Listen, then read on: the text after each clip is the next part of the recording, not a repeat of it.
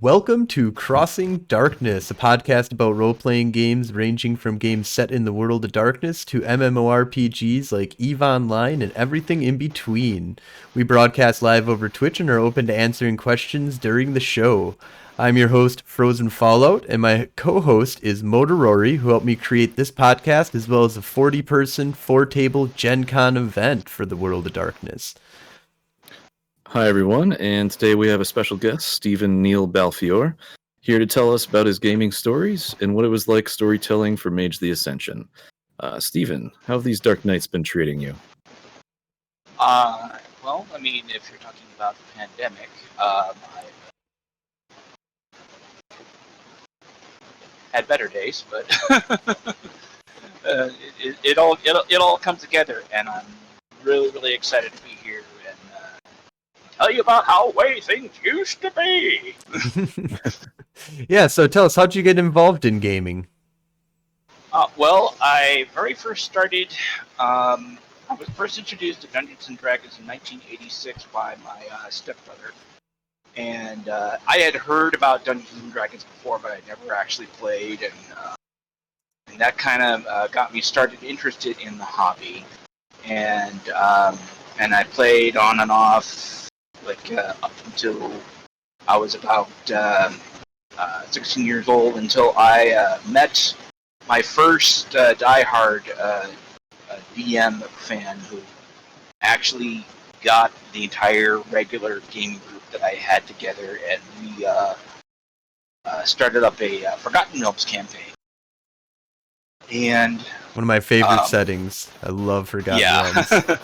we had a lot of fun with that. We played for 3 or 4 years until I decided that I needed to go to college. So went off to college, and then in order to pay for college, I enlisted in the Department of Labor's Job Corps, and I was sent to this facility that was on campus. It was in the middle of nowhere, but in order to be in that middle of nowhere place, they had dormitories, and they had meeting rooms, and so we could get together and do stuff, and that's when I encountered my first White Wolf game, which was Vampire the Masquerade. It's like, oh, this is interesting. It's like, what, no die 20s? Like, no, we just roll die 10s all the time.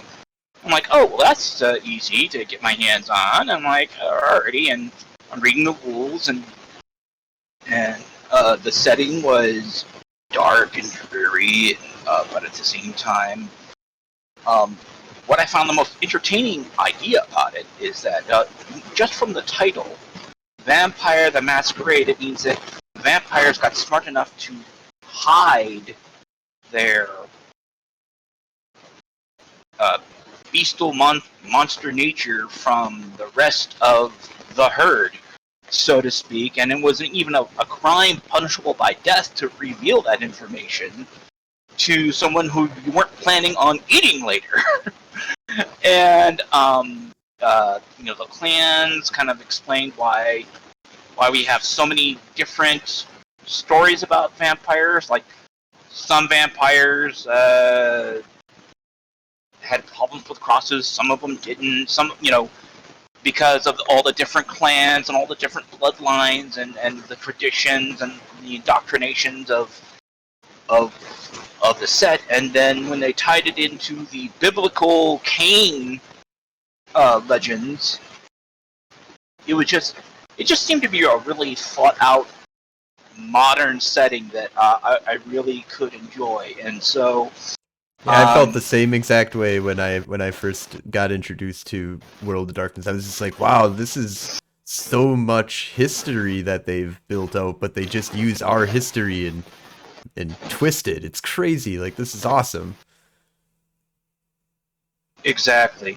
And the next thing that happened is that after I left school for a while, I got back together with the original friend of mine who was running that Forgotten Realms campaign, and I said to him, I want to give it a shot. And so I don't know exactly who introduced me to the mage, but I do remember seeing a distinctive hard a hardcover purple book that was referenced to from Vampire the Masquerade. That's like oh, these people, they can actually alter reality around you, not just pulling rabbits out of a hat. And so I got my hands on the May 2nd edition hardcover book, and it just totally redefined, because just like the Masquerade, they had justifications as to what they were doing, why some spells don't work, the idea that paradox that manifests, that keeps consensual reality from falling apart. It just made so much sense to me that, even though that I know that it's fiction, this seems very, very plausible, and that's what I loved about it. Like, you take a fantasy medieval setting, there's gonna be some things about it that you're not gonna be used to. Like, you're not gonna be used to the idea of having to use an outhouse or something. The modern settings of the world of darkness it's just like yours, except that things are a little bit darker and a little bit less hopeful sometimes, and a little bit dirtier. But it's just like you're living in a bad part of town, but at the same time, you can still have hope of that, and it's something that you're much more familiar with and able to deal with some sort of situations that you can do. And it immediately won over, and I just started collecting every single book that I could get my hands on. And now I've got a list of the ones that I don't have that I'm still looking for. and soon my collection will be complete, and that I will rule the entire universe. I feel the same way. No, okay. I have a lot of these books. Yeah, it's amazing on how much good material that they put out, and that it's not. I'm surprised. I don't know why it's not surprisingly more cross with the franchise, because all we've ever really gotten is one TV series, I think, about the vampires, and that's it. Maybe a couple of Teen Wolf shows or something like that, when there's so much more that you can do. Heck, I would say that even the show Lost Girl will probably be something that's been inspired maybe from Changeling. That could also Got a heavy be part of the Changeling world feel of from darkness. that game. Yeah, definitely got a heavy feel of Changeling from Lost Girl as well. And so, to summarize, is that I've been playing Mage on and off, and it's just something that during the pandemic that I would even be willing to risk people that I have absolutely not even know, just to have a chance to talk about it and to restrain my overall excitement and enthusiasm. Just because, hey, I know about this stuff. I know all the names of the factions, and I know what the symbols are, and everything else. Yeah. So you were introduced to White Wolf Properties back in the mid '90s. That's correct. Did you ever have the experience of like waiting for books to come out? Because I never had that. Like, I started collecting the books, less than 10 years ago. But you must have been there when they were like releasing the supplement books. You're probably going to game shops. Oh, you mean like being able to look it up someplace and say, hey, there's an announcement that this book is coming out, and then we sit there for a couple of months waiting for what's going to happen? No, we didn't have the internet around that back then to get that earlier news of knowing when something was going to come out. At the most, there might be like an advertisement in a book of something that was coming that we already had. Here's an expansion to something else that's going to be released next year. I would see a lot of that in some of the books that I was purchasing, and then sometimes I would glance to look for it. It's like, hey, there's something that I might need, or a book that was referred to in the book that I had already gotten. Like, from the rule book, I remember references to the Book of Shadows in order to know the rules for Certamen. That was detailed in that area, and then there were some other references to other references to other books where they would say, for more information, check out this. And that's the only real advertisements of something that I can recall in the 90s about hearing about what's going to come out next or what had already previously existed. I would say the one thing that I did get was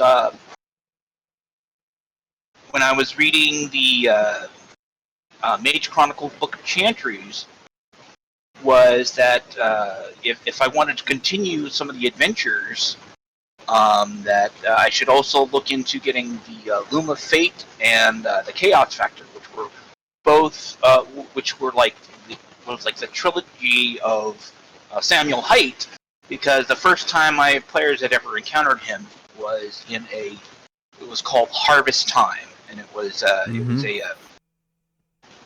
It was out of the Chantry book. It was called it was in the Book of Chantry book, and it was like an opening beginning level adventure for the players, and that's the very first story I ran, and they hated him. They hated Samuel Haight's guts, and unfortunately, we only got through like the middle of the Loom of Fate for things separated us. Before we got there, before our group could, we did not get to complete the adventure. But the very first White Wolf game that I actually ever played, I thought, I was going to try to something big. I tried to start off with the Giovanni's Last Supper from Vampire the Masquerade, and I got I got as many people together that I could, because there's space for 13 different, 12 players, to be embraced by the conspirators. Mm-hmm. Setting in a story set in 1444, and the one bonus from starting then is that everybody got to start out at 6th generation, which normally is the 13th. From that, and it's like you didn't have to even spend points to lower yourself that low, and you get all of the benefits from that. But then again, you have to worry about the Inquisition setting you on fire, and all the other troubles and tribulations from that. We got through through that as well.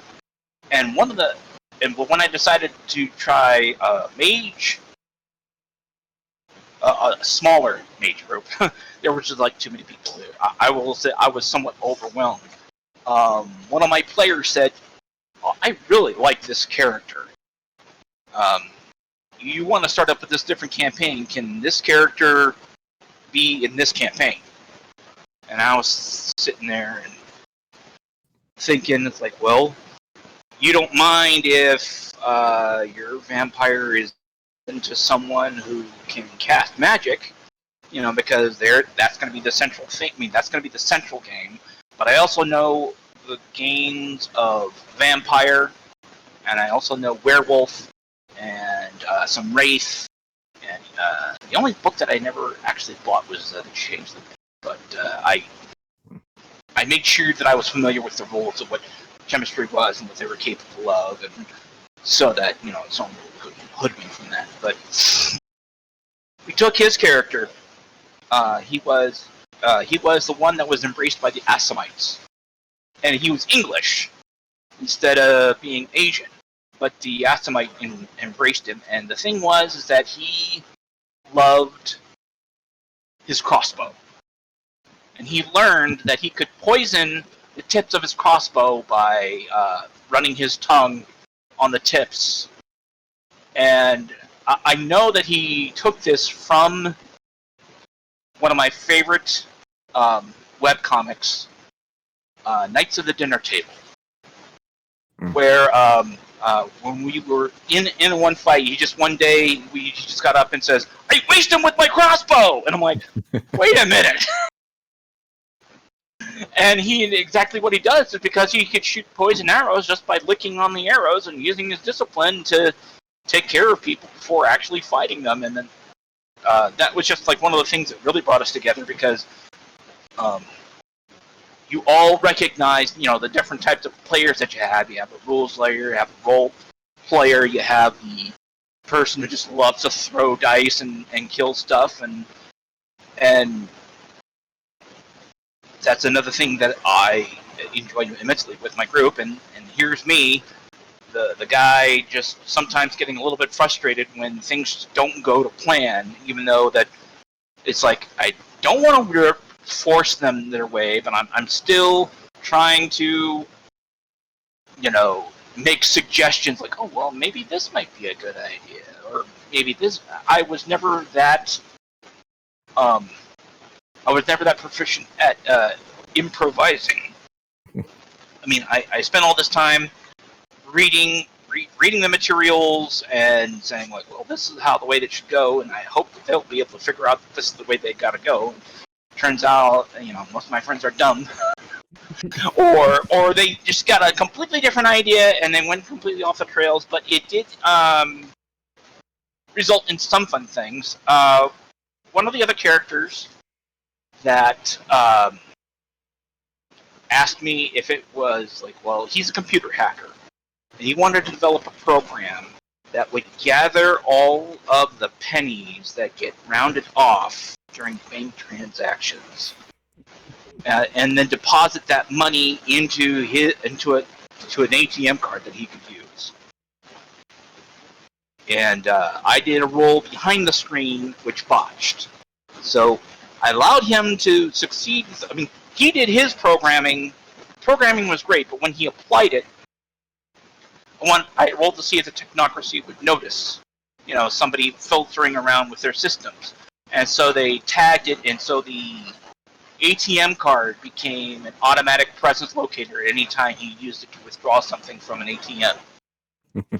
So they kept on wondering, why are these hit marks showing up everywhere we're going? And like, I don't know, but you're supposed to be, maybe you should have done this, or and then we had werewolf outlaws, and for them to be able to, which made combat kind of difficult against them because they would pretty much steamroll any normal creature except for like maybe the big boss,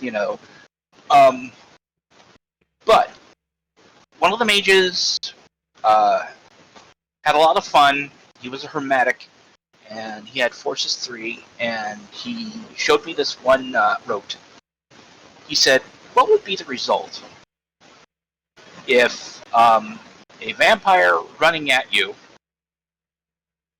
was using Serenity, suddenly had his kinetic energy transmuted to thermal energy? What would happen? Well, chances are he would probably stop in his tracks and then burst into flame. It's like, okay, I'm going to do that now. And so, any vampires, any fast vampires that came after them would just like that. Yes, there was paradox involved from that. If there were any witnesses of people just suddenly spontaneously combusting, but I was like, you know what? You did an actual applicable scientific thing as to what would happen from that. So I'm going to give it to you because I was impressed. Nice. I will do that with. Was it forces only? Because it's all you need is forces because it's transforming one form of energy to another form of energy.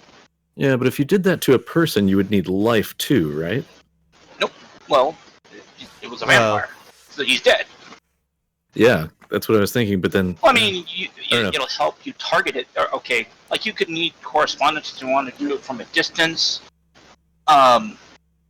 But all he needed was all I required from him was Forces 3. And that's the transmutation. That's the transmutation of energy forces. Because if you can actually do that in real life, tap into kinetic energy, and then it is vulgar to do that because you don't know how to do that in real life, do you? Yeah, I just bring it up because one of my favorite things about Mage is arguing about what spheres you need to do stuff.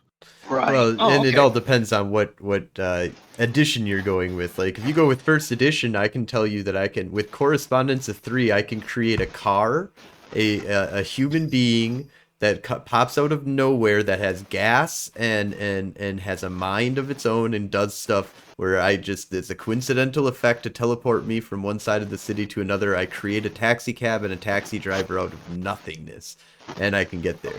You go all the way to Mage 20th Anniversary Edition, and they're like, no, you're going to need like 5, Matter 5, like Mind 5. Yeah, you're or it's like 4s and 5s. I would say to just teleport something, number one, you have to have some sort of indicator of where it is. Like, I would say just to make a wormhole that you can teleport other people, I would say you need at least Correspondence 3. Yep, that's usually the... But to create something out of nothing, you need Prime, and whether or not if it's alive. If it's not alive, it's matter, and if it's alive, it's life. So, but if you're turning one form of matter into another form of matter that already exists, all you need is matter. But if you want to transmute magical energy into something, create something out of nothing, you're going to need Prime. Yep. And the corresponding relating sphere of that in terms of either organic versus inorganic matter, in my opinion. That's just so going back just a little bit. Did I hear correctly that you had in your Mage game a vampire player character? Yes, we did. Okay. How did that work out? The one thing that we first had to figure out was we didn't want him to be 600 years old, because having a vampire elder walking around in modern times, someone who was embraced in 1444, would be bad. Or at least unbalance the game because of all the points that we would have had to give him for his life experience. So we had him be put in Topor, whereas the Hermetic found him and was able to use his magics to bring him out of Topor. And until he got the blood debt paid back to the magician who woke him up, he is in their service because that's what Asamites do. And so that's what we worked out. Between like, okay, yes, you can be proud and do that, but you're not allowed to kill him or his friends. Just kill everybody else that they ask. It's like, oh yeah, but I like killing. I'm gonna, I'll be doing that. And so we were allowed to give him some starting bonus points. To show that he was experienced. He was like only about maybe 100, maybe 200 years old that he had lived. But the vast majority of the time that when he came up, and then he got himself up to speed in the modern world, so that he wasn't overpowered. Like he like the highest discipline he had was like 4 of his clan's specialized ability, where he could just spit his blood, and he like you said, he loved shooting his guns more, and his ancient weapons, and he also liked it to be fair, and he also liked talking with a posh English accent, because that's what he was always envious of, because at first, when he first thought, he was very cockney and brutal, but when he woke up, he always wanted to show those English gents that he could be surprisingly dignified of all that sort. That's what my friend Stu that's the way he played it. Is that he was very, very class envious because he was brought up as a thug, and then the Assamites kind of elevated him by making him into a vampire. Even though it was, if you've read the story, if you've read the adventure, that it wasn't their idea to begin with. They were just made to put up a distraction so that the conspirators could escape, because they were plotting to kill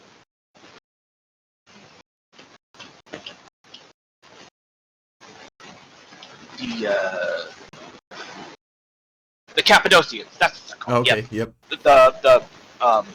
They were plotting to Yabarize Cappadocius with the Giovanni clan, and they were just saying, embrace your prey and leave them behind, and they will fight for us, and we will escape, because the Camarilla, or the budding Camarilla, was looking to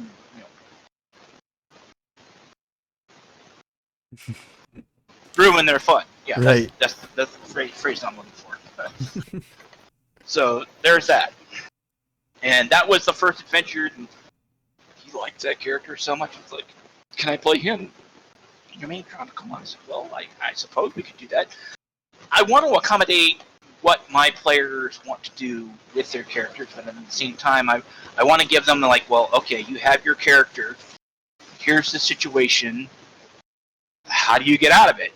What are you going to do about it? And so, I kind of plan things where I think that I can guess what they're going to do.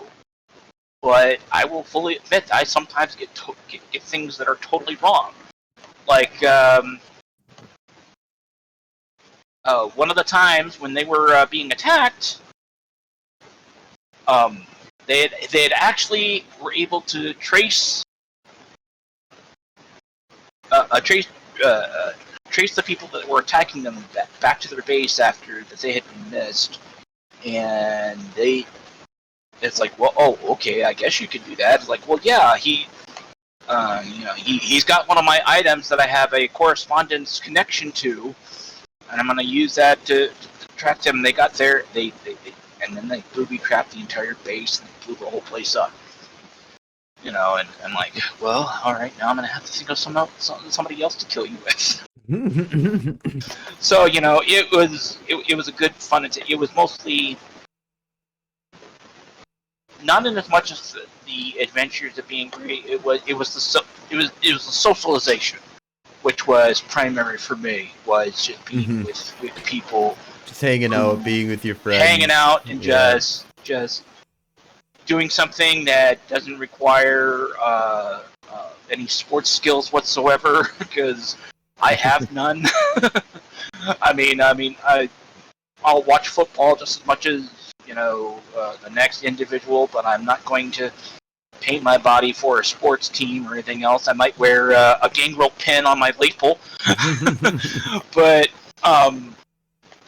it was for me. It was something that they enjoyed, that we all got together, and we were all from different walks of life. Bill was, I guess you could say, the most rednecky out of all of us, to the point where he had a gun rack in the back of his car, and we had the tall and skinny guy. We had my buddy Stu, who liked to scream at video games that they cheated, and I was like, they don't cheat, you just suck. And so were the other people that were with this Assamite, was the Assamite primarily there and helping with most of the combat and being like the combat powerhouse of the game, or was everybody really big into combat as well, or how did you kind of balance out the idea that the mages could almost do anything, but the Assamite would be geared so much towards combat? I would say that it was well, there were 4 players altogether. There was the Assamite, and then there was the computer hacker. The computer hacker that found the ritual to wake up the Asimite that was played by our friend Pat, who is really tall and really slim, from what I can remember. And our friend Bill, who played a stargazer who knew Kalindo. And oh no, he wasn't a stargazer. He was a. Oh yeah, he was a stargazer. My bad. Yeah. But he knew the wind martial arts, and then I had to look up as into what that. But he really enjoyed walking around and helping people from wherever he go. He was like a wandering white knight in werewolf's clothing, I guess. Oh, interesting. So a really big mix of different right. casts. And Roy was a reprogrammed hip mark that they had gotten. Yeah, he said that was the other hard part is that there were no standardized rules for that. We had to make up some stuff that he did. It's like, you realize you're never probably going to become any more enlightened than what you already are, and you only be able to spend your experience on certain other upgrades and effects. But you're pretty much going to be, yes, you're going to be strong, but you have the capacity to break down. For every benefit that he got, I made sure that there was a counter to it to make him balance and him not to be crazy powerful. I mean, he is walking around with Asimites and werewolves, so yeah, exactly. I mean, he the least combat geared one was Pat's character, who just wanted to be a computer hacker and float around in the digital web and do things like that. And I'm like, oh, okay, yeah, all right.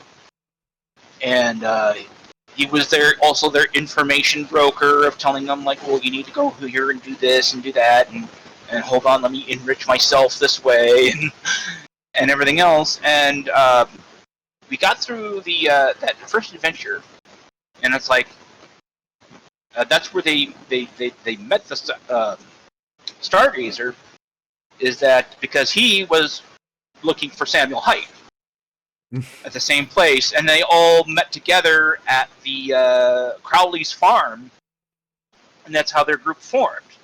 Okay. And yep. The Hermetic was looking to barter to get some quintessence, and the Asimite was there to watch his back, and the Hitmark later on had come in after the fit hit the shan. And like everything after the tree had blown up and all that, he was sent to investigate. And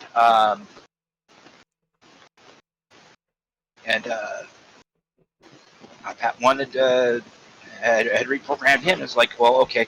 Now in real life, Roy is 6'4", and like over 300 pounds. And it's like, is it okay for me to play a big guy? I'm like, I don't see you having a problem with that. You'll be able to get right into character. Exactly. And I know that he wasn't, that much of a role player, but he loved big guns, and then being able to carry a chain gun. It's like, okay, well, this does this much amount of damage, and you've got your 666 that you put out, but you are self-aware that you are no longer have to take orders from the machines anymore. And like, yeah, I get that. All right, as long as you understand that now these are your friends. Now you're not supposed to murder them, or there will be problems. And there he had some primary components that give him some innate counter magic, so any spells that were thrown at him. But I have that because he was still, had part of a human brain. And, he did go on to. He did go. The Hermetic did help him go on a quest through the digital web to find archived childhood memories. Oh. Yeah, and I think that he just got that idea from Johnny Mnemonic or something that made him allow him to not be so robotic, was that he found that, and help them out and upload it there. Yeah, give them a little bit of humanity. A lot of the things that my characters love to do stuff that they would see in movies, and this was before the Matrix had came out. You know, I mean, like the only basis that we might have had for being in the digital web could have been the original Tron movie from 1986. Hey man, that's a and hell of even a then, it digital wouldn't web. have been anything like this of being inside the computer lines and anything from that. I think a little bit you had Hackers that came out in 90, wasn't it 95 or 90, 93 I think it or was something? 95. But yeah, hackers, they never went into cyberspace. Well, they showed it, but they didn't have like avatars. Yeah, they didn't have avatars. Like in the Lawnmower Man or Lawnmower Man is another one. Yep. Yeah, that's another Lawnmower Man. They went in cyberspacey type show. Johnny Mnemonic, they did go into. Yeah, Johnny Mnemonic. There was like, I will crush you. The end boss. Keanu's come a long way though. Yeah. Yeah, we just did Johnny Mnemonic for Movies of Darkness. People should check it out. I love that. It looked like a lightsaber whip coming out of that guy's finger. Oh yeah, we talk about laser, that. The laser. I guess it was a laser filament, retractable choking cord or something that could just sever things. I thought that was the coolest thing of the whole deal. I'm still wondering what the hell Dolph Lundgren was doing in that movie, but I think Dolph that's something for another. That's something for another day that I can discuss about movies. I've seen a lot of movies. I can throw down with the best of them. Also, thank you, Piet Weed, for giving us a follow. That's awesome. Yeah, so you were running that mage game for what, 3 years? About 3 years, yeah. Yeah. Wow. Have you been? What kind of gaming have you done since then? Well, I played Warcraft long time, and I still do occasionally, because I have some friends there that I had met on World of Warcraft that I wish that I would know in real life. That I've had conversations with that I've gotten involved in their lives, and that I would miss them if I didn't get to speak with them. My Facebook page is extremely exclusive. There are only people who I have actually talked to in real life, like usually relatives or friends that I've actually been within 5 feet of. Josh is the exception to the rule because I can see him right in front of me, and then we've spoken on the phone. That's the exception. Is that I don't friend strangers. Mm-hmm. I like to say, hey, all right, well, hold on, let me get to know you first, and then like, oh, okay, that's good enough. Now you're in a very exclusive club, friends of me. So feel privileged, damn it. I do for sure. That's awesome, dude. So yeah, you ran the game about 3 years, and then well, I had to move away due to health concerns, and my grandmother and my father passed away within months of each other. And when I went to go to both of their respective funerals, I got sick, and I spent like 2 years sitting around just recovering from that illness. And by the time I was able to support myself again, I was living with relatives in a separate state. And the only way that I could keep in contact with my friends is that they had all started playing World of Warcraft. And so, to be close to my other gaming group, I started playing World of Warcraft. At first I thought, this sucks. Because I hated the game that they were playing before that was Ultima Online. I hated that game. But WoW got into my system and got me addicted, and it kept me sated up until about 2012, and then when I went back to college, got my history degree, and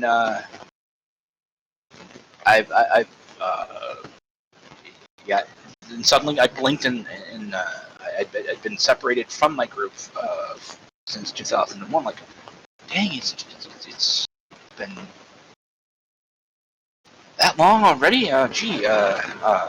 I better figure something out or do something or reinvigorate that. And now I'm in a really good place to invite people over after this pandemic is over and just hopefully say, hey, can I have a Mountain Dew? Where are the Cheetos? I got a +5 dagger against ogres. No, I have gray eyes now. Yes, I have had sessions like the Dead Alewives D&D. That's one of the best skits. I love that skit. I laughed so hard when I first heard that. I still say, hey, where's the Mountain Dew? Are we at a bar? Is there any girls there? I want to do them. Sorry. If people who are listening and don't know what they're talking about, there are a lot of people who are in the gaming community who have absolutely know what I am. But you can find it on YouTube. 8-Bit Theater has a version of it, and it's fantastic. The Summoner has a Summoner version of it. had it on its CD, where they use their characters there, and oh my gosh, Just look up "I Attack the Darkness." I attack the darkness. Magic missile. There's nothing there. I attack the dark. Then why'd you cast magic missile? I didn't know there. Oh, But yeah. now you're surrounded. Oh gosh. So one of the questions that I always ask people is, do you ever go to gaming conventions? Is that part of your thing? I have gone to 3. I went twice. I went to a gaming convention in Columbus twice for Magic the Gathering.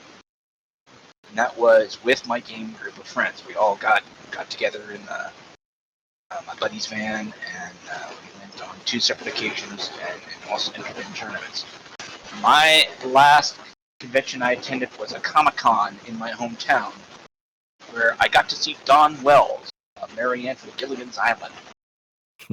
And when I told her, it's like, do you know that there are college dissertations and term papers trying to answer the question, who would you want to be with, you or Ginger? But by the way, you have my vote. Marry you, and they might have a side thing with Ginger, but no. I think just about everybody who knows, has any sense in their mind, would marry you. And it's really sad that she died earlier this year, and I was like, Ginger's the only survivor left on the island. Wow. You think about it. Really? She's the only cast member left. Everyone else is dead. That's a revelation, man. Wow, that's crazy. Yeah, she's the survivor. I was rooting for Dawn Wells. I was praying that Tina Louise would die because she hated that show. Being on that show, she thought it was going to be the Ginger show, and it was the Gilligan show, and that's why she never did anything like, when they had to get a different actress to play Ginger because Tina Louise didn't want to meet the Globetrotters, apparently. I don't know if you're familiar with that at all. If you've ever watched Gilligan Meets the Harlem Globetrotters, it was an expansion after they had gotten rescued off the island.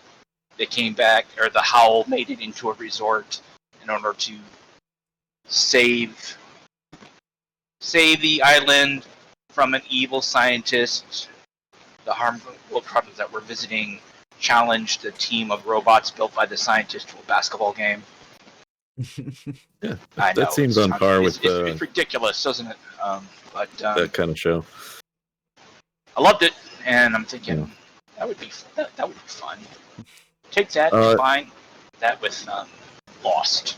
Ooh, yeah. The smoke monster on Gilligan's Island, and see how stuff like that would go down. Yeah, that would be a fun game. That'd be interesting. That would be like a great. I'd do a board good game one scenario. shot. Ooh, a board game too. That'd be good. Or an episode of Fiasco. I don't know. Are you familiar with that? Fiasco? I've heard of Fiasco. Fiasco. It's a fantastic episode of Will Wheaton's Tabletop. Oh, okay. Everybody should watch, and it's a fantastic role-playing game system that only uses 6-sided dice, but everyone sits around, tells part of a story, and then moves to the next character, and they tell their part of the story, and it goes like in a big circle. And yes, there's a moderator, but basically it's like trying to come up with a situation from like a movie that's inspired by like Fargo, or just a really bad thing that happens when people are trying to take advantage of it, and then you roll to see how bad the situation turns out. Like, did you go to jail? Did you make it scot-free? That's interesting. It's a fantastic party game. I'll have to take a look at that. I like tabletop. I've seen a lot of those episodes, so good explanations as to how to play a. It's the one game that you can teach someone, like, in the first 10 minutes on how to play if they've never RP'd before. That's awesome. You give them a character with a set of attributes and some background information, and then they're all ready to go to pretend that they're in a movie, in a story where really bad things will happen to them, like a botched armed robbery. And the only masks that they could find were baby masks or baby panda masks or something, and like a certain random element is introduced into there, and the players themselves vote whether or not the outcome is positive or negative. Oh, interesting. Yeah, that sounds. So like yeah, a lot of it's fun. like it's not like the ST only has the final say in it. Mm-hmm. It's like the other players very collaborative. Determined to give you a positive result or a negative result, and at the end you roll your dice and you subtract the negative from the positive, and if you have positive, then you have a good ending, and if it's a negative ending, then you have a negative ending. That's all I would want to ramble on about. You'll see it for yourself if you check it out. I'll take a look at that. So we are coming up here on almost an hour. So I was just wondering, before we kind of start wrapping things up here, you have anything that you want to talk about? Any shout outs that you want to give, or any projects that you're working on, or anything that you want to talk about before we wrap this on up? Well, I'm waiting for the pandemic to end. When so, I will invite everybody in my town to come over, drink Cheetos and Mountain Dew while I attempt to run the full series of the Samuel Height, Room of Fate, and Chaos Factor Chronicles, and then finishing it off with the Judgment scenario, featuring Vumus, the Vumus scenario, where I love the Vumus. he tries to prevent the world so that he doesn't die, because the idea of, well, maybe we should destroy the world so that it automatically resets itself. That's what the wheel is. Mm-hmm. He just wants to stop the wheel and live forever, but you have to die for that too. That is my plan. That is the chronicle that I've been trying to put together, is a tradition group who gets to the end times, being guided by the Rogue Council, and to fight the armed guy who carries around a staff with a baby's skull at the top of it. I mean, how much more badder do you need an antagonist to be of someone who is trying to prevent all the natural order of things, even though, it's not the worst thing to die. Just ask an actual, real Euthanos, or a member of the Euthanos. It's like, we're death is not the end, it's just the beginning of another cycle. So to illustrate that to people, I think that would be really, really important, is to not be afraid of the end, because from what I've seen,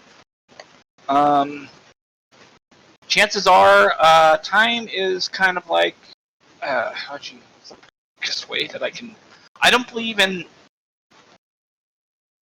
alternate dimensions existing simultaneously. I believe that they exist one after another. Like, for every Big Bang, there's a cosmic collapse, and then from that cosmic collapse starts another Big Bang. We might be on version 5 million of the number of times that the universe has expanded and then contracted over a series of, 10 billion years? Is that usually along the timeline that existed? And the Earth has only been here for about half that. So I think that when people see something in the future, they're just remembering the past of a previous cycle that has already happened. That's possible, man. There's a lot of crazy theories out there about the different. Marvel actually has a whole system on that. And yeah, Marvel has Galactus is like the only one, and his from the previous universe, exactly. From the previous universe, and then he's older. He's older than Reed Richards. Like, Reed Richards is the only one who survives the next iteration, but then that fucks with everything. And there's so Marvel's fucking crazy. So there have been so many reboots. I'm surprised there's not